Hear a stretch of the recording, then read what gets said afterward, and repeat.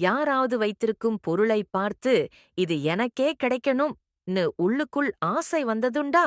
அது சாதாரண ஆசைன்னு நினைக்கலாம். ஆனா அந்த ஆசைதான் வாழ்க்கையை மெதுவா அழிக்க ஆரம்பிக்கலாம்.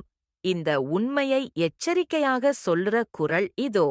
இன்று நாம் பார்க்கும் குறள் 171. நடுவின்றி நன்பொருள் வெஃப்கீர் குடிபொன்றிக் குற்றமும் ஆங்கே தரும்.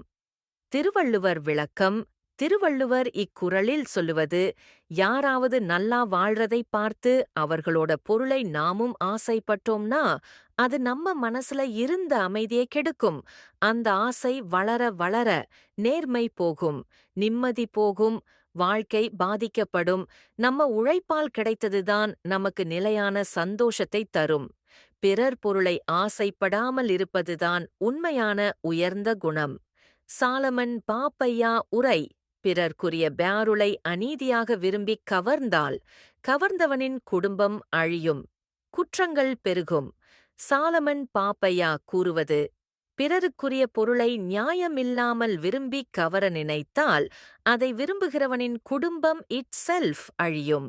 அதோடு மட்டுமில்லாமல் அவனுடைய வாழ்க்கையில் குற்றங்களும் பிரச்சனைகளும் அதிகரிக்கும். பிறர் பொருள் ஆசை வாழ்க்கையை நாசம் செய்யும். நீங்க நம்புறது எது? என் உழைப்புதான் என் உயர்வு அல்லது நேர்மையா வாழ்றதுதான் முக்கியம்னு கமெண்ட்ல சொல்லுங்க. இந்த குறள் உங்க மனசை யோசிக்க வச்சா லைக் பண்ணுங்க, உங்களுக்கு பிடிச்சவங்களுக்கு ஷேர் பண்ணுங்க. இன்னும் பல வாழ்க்கைய திருப்பும் குறள்களுக்கு சப்ஸ்கிரைப் பண்ண மறக்காதீங்க. தினமும் ஒரு திருக்குறள் மனசுக்கு ஒரு மருந்து.